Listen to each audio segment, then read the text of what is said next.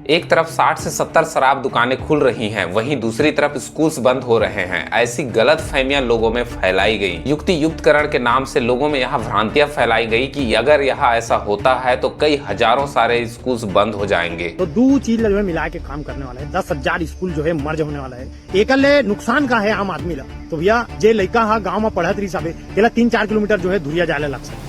अब इस चक्कर में लड़का मन स्कूल एक तो जाकर छोड़ दी, एक तो कर दाई दादा मन भेजना जो है छोड़ दी। जबकि वास्तव में ये सच नहीं है। शिक्षक ग्रामीण स्कूलों से ज्यादा शहरी स्कूलों में रहना पसंद करते हैं, मैदानी एरिया में रहना पसंद करते हैं। वो ऐसे जगहों पर रहना पसंद करते हैं जहां उन्हें सारी सुख सुविधाएं मिल सके जो वो चाहते हैं। लोग अपने से बड़े अधिकारियों को खुश करके ऐसी जगहों पर पोस्टिंग ले लेते हैं जहाँ पर्याप्त टीचर है। इसका सीधा असर ग्रामीण क्षेत्रों पर स्थित स्कूलों पर पड़ रहा है जहाँ पर शिक्षकों की कमी है। नतीजा ये रहा कि पालकगणों को यह निर्णय तो पसंद आया, लेकिन कई टीचर्स ऐसे हैं जिन्हें अपनी मनमर्जी करने का मौका नहीं मिलेगा। ऐसे बहुत से टीचर इस व्यवस्था को लेकर खुश नहीं हैं। आज की इस वीडियो में हम इन्हीं सारी चीजों पर डिस्कस करने वाले हैं। दोस्तों, हम आज की वीडियो में यहाँ जानेंगे कि कैसे लोगों में गलतफहमियां फैली हुई है। क्या सच में शराब दुकान खोलकर हजारों स्कूलों को बंद किया जा रहा है, या फिर इस निर्णय से कई मनमर्जी करने वाले शिक्षकों की मनमर्जियां बंद होने वाली है? और क्या शिक्षा व्यवस्था हर गरीब को मिलेगा? आइए जानते हैं आज की इस वीडियो में। सरकार जो है युक्ति युक्तकरण करे के जो है फैसला दे दे। साधारण भाषा में अगर समझन तो दो चीज जो है मिला के काम करने वाला है। 10,000 स्कूल जो है मर्ज होने वाला है। एकल नुकसान का है आम आदमी ला। तो भैया जे लड़का हा गाँव में पढ़त रही साबे 3-4 किलोमीटर जो है दूरिया जाने लग सकते।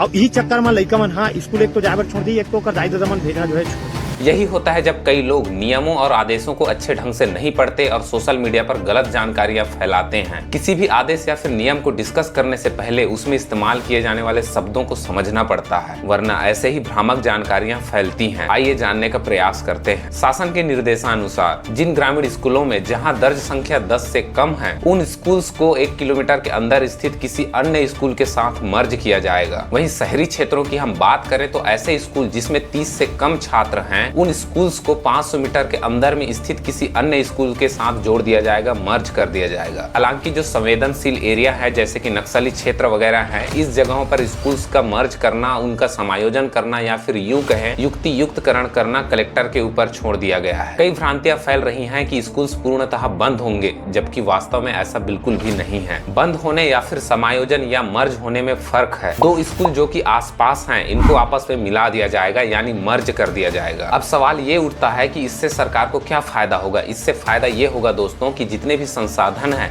उनका सही तरीके से इस्तेमाल हो पाएगा। जहां बिल्डिंग, स्टेशनरी आदि के रखरखाव में कई लाखों रुपए खर्च होते थे, अब दोनों स्कूल्स एक जगह मर्ज होने से कई खर्चे बच जाएंगे और इससे सरकार के ऊपर वित्तीय बोझ भी कम होगा। यानी स्कूलों के समायोजन से बच्चों को कोई नुकसान तो नहीं होगा, बल्कि उनकी पढ़ाई बेहतर तरीके से पूर्ण होगी और उन्हें एक नया माहौल मिलेगा। साथ ही साथ सरकारी संसाधनों का उचित तरीके से इस्तेमाल किया जा सकेगा। कई सारी कंफ्यूजन और भ्रामक चीजें फैली हुई हैं कि 4000 से ज्यादा स्कूल्स बंद हो जाएंगे, ऐसा हो जाएगा, वैसा हो जाएगा, जबकि वास्तव में ऐसा कोई भी चीज नहीं होने वाला। बल्कि सरकार की तरफ से यह स्टेटमेंट आया है कि लगभग 166 के आसपास स्कूल्स युक्ति युक्तकरण के तहत समायोजन यानी मर्ज होंगे। अब आते हैं हम अपने असली मुद्दे यानी कि शिक्षकों के मामले पर। हाँ, यह बात सच है कि इसका सीधा सीधा असर छात्रों के पढ़ाई पर जरूर पड़ने वाला है, लेकिन इसका एक बहुत बड़ा फायदा ग्रामीण क्षेत्र में स्थित स्कूलों को होने वाला है, जिसके बारे में कोई जिक्र नहीं करना चाहता। लेकिन वहीं दूसरी तरफ अगर ऐसा होता है तो इसका नुकसान कहीं ना कहीं छात्रों को भी पड़ने वाला है। शिक्षकों की मनमर्जियां और ठाट बाट की जो है धज्जियां उड़ने वाली हैं। जो शिक्षक मनमर्जी करते हैं, सरकार से वेतन लेकर अपना काम पूर्ण रूप से कर्तव्यपूर्ण तरीके से नहीं करते, उनको बहुत बड़ा झटका लगने वाला है। आइए जानते हैं यहाँ नियम क्या कहता है। पहला पॉइंट, प्राइमरी स्कूलों में अगर 60 या फिर उससे कम बच्चे हैं तो ऐसी जगहों पर 2 शिक्षक यानी कि प्रधान पाठक और 1 शिक्षक होंगे। अगर कोई अतिरिक्त शिक्षक वहां पर उपस्थित होता है तो वह अतिशेष की श्रेणी में आएगा और उनका ट्रांसफर किसी और जगह कर दिया जाएगा। उनका ट्रांसफर ऐसी जगह होगा जहां वास्तव में शिक्षक की जरूरत है। अब यहाँ सवाल ये आता है कि पहली से 5वीं तक 5 कक्षाएं होती हैं और इन 5 कक्षाओं में हर एक में 4 विषय होते हैं। इस स्थिति में वो 2 शिक्षक पूरे क्लास को कैसे पढ़ाएंगे? आपको बता दें कि इससे पहले 1+2 का रेशियो था, यानी कि 1 प्रधान पाठक और 2 शिक्षक जरूरी होते थे, किंतु अब ये 1+1 हो गया है। दूसरा पॉइंट, मिडिल स्कूल में अगर दर्ज संख्या 105 या फिर उससे कम है तो ऐसी जगहों पर 1+3 यानी कि एक प्रधान पाठक और 3 सहायक शिक्षक होंगे। इसके अतिरिक्त जितने भी शिक्षक होंगे वो अतिशेष की श्रेणी में आएंगे और उनका स्थानांतरण किसी जरूरतमंद वाले स्कूलों पर ट्रांसफर की जाएगी। इसकी सबसे बड़ी कमी ये है कि मिडिल स्कूल में 6वीं से 8वीं तक की 3 कक्षाएं संचालित होती हैं और लगभग 6 विषय जो है हर एक कक्षा में पढ़ाए जाते हैं। ऐसे में ये सवाल होता है कि इन जितने भी विषय हैं इनको 4 शिक्षक कैसे पढ़ाएंगे। यहाँ आपको एक बात नोटिस करनी चाहिए दोस्तों कि जैसे ही बच्चे प्राइमरी स्कूल से बाहर आकर मिडिल स्कूल में आते हैं तो उनको विषय के बारे में विशेष तौर पे जानकारी मिडिल स्कूल में ही प्राप्त होता है। बच्चे विषयों को विस्तार से समझने का प्रयास करते हैं, उनमें जिज्ञासा बढ़ती है और वो विषयों को पहचानना शुरू करते हैं। इसलिए middle school, high school, higher secondary school जैसे जगहों पर संबंधित विषय के विषय विशेषज्ञों की आवश्यकता होती है, किंतु इस तरह से इन्हें सीमित कर दिया जाता है तो बच्चों के अंदर संबंधित विषय के बारे में रुचि पैदा करना बहुत मुश्किल हो जाएगा। तीसरा बिंदु यह है कि हाई और हायर सेकेंडरी स्कूल में जहां दर्ज संख्या कम है, ऐसी जगह पर अगर शिक्षक अधिक हैं तो उन सारे शिक्षकों का स्थानांतरण दूसरे जगह होगा, ऐसे स्कूलों में जहां वास्तव में शिक्षकों की जरूरत है। यहाँ पर एक चीज विशेष रूप से ध्यान देना चाहिए कि हर क्लास में जो